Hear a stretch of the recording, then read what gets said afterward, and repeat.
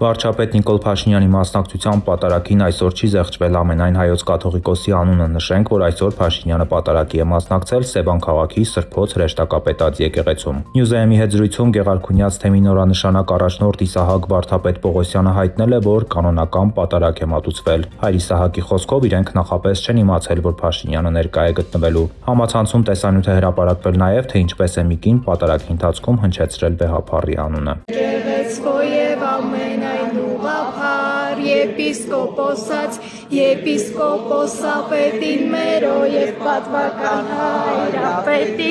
ամենայն հայոց տյարն գարեգի սրբազդահույն կաթողիկոսին։ Վեհափառ հայրապետը հրաժարվել է ցուցմունք տալ և քրեական վարույթի նպատակը եպիսկոպոսատ ժողովը տապալելն էր։ Այս մասին այսօր Մայրաթոռի բակում լրագրողների հետ զրույցում ասել է նրա փաստաբան Արա Զոհրաբյանը։ Նրա խոսքով փետրվարի 14-ից հետո կաթողիկոսի մասնակցությամբ որևէ գործողություն չի կատարվել։ Քննիչը իր որոշման մեջ գտնում է, որ Վեհափառ հայրապետը կարող է փախուստի դիմել։ Սա ուղղակի ցավոք մեր երկրի ամոթալի էջերից մեկն է, որը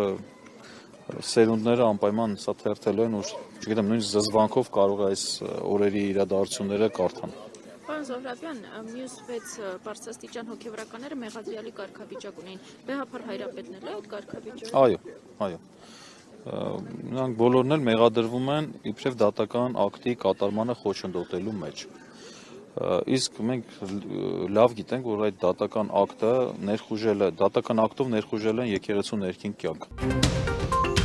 Արտաքին գործերի նախարար Արարատ Միրզոյանը վաղը երկօրյա այցով մեկնում է Շվեյցարիա։ Նա Ժնևում կմասնակցի ՄԱԿ Մարդու իրավունքների խորհրդի և զինաթափման համաժողովի բարձրաստիճան հատվածներին և հանդես կգա ելույթներով։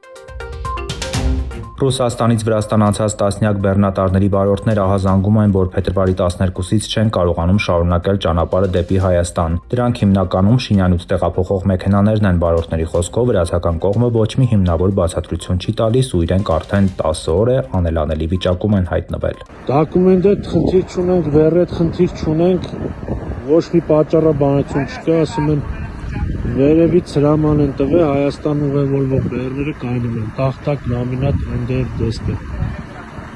Դիմում եմ մեր Հայաստանի կառավարության պատկան մարմիններին, թող այս հարցին լուծում տան, գանք հասնենք Հայաստան։ Ինչքան կարանք սենց անմարդկային վիճակով կանգնենք, սրտին, ձանը, ու սենց ոչ մեկ ոչ մի ռեալ պատասխան չի տալի, անորոշ վիճակով կանգնած ենք։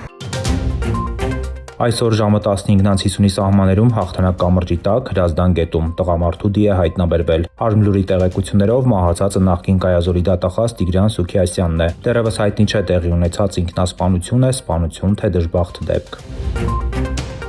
Սևանի կենտրոնական հրապարակում 3 ցերեկը սպանված 19-ամյա Արամ Խաչատրյանը պայմանագրային զինծառայող էր։ Նա Տավուշի մարզի Վերին Ծաղկավան համայնքի բնակիչ էր և 3 ամիս առաջ Պաշտպան հայրենյաց ծրագրով անցել էր ծառայության։ Ըստ տեղեկությունների սպանության դեպքով 2 կասկածյալ հայտնաբերվել է։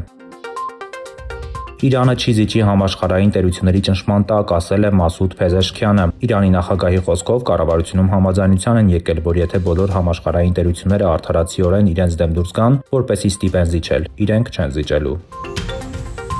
Լվովում գիշերը պայթյուններ են որոտացել, ինչի հետևանքով կին ոստիկան է զոհվել, կա 24 տուժած։ Ուկրաինայի իշխանությունները կատարվածը որակել են որպես ահաբեկչություն։ Իրավապահները արդեն ձերբակալել են 1 կնոջ, որը կարող է անմիջականորեն կապ ունենալ ահաբեկչության հետ։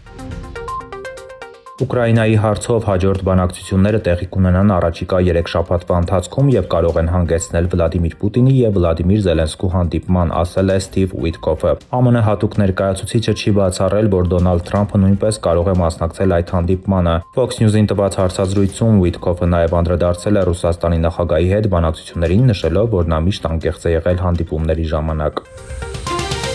Հանրապետության տարածքում առաջիկա շաբաթ առանձին շրջաններում սպասվում են տեղումներ, նախալեռնային և հովտային շրջաններում անձրևի, լեռնային շրջաններում ձյան և ձնախառն անձրևի տեսքով։ Փետրվարի 26-ի ուշ երեկոյան 27-ին լեռնային առանձին շրջաններում սպասվում է բուք, ցածր հորիզոնական տեսանելիություն։ Օդի ջերմաստիճանն առաջիկա օրերին ամբողջ հանրապետությունում կնվազի ևս 5-ից 8 աստիճանով։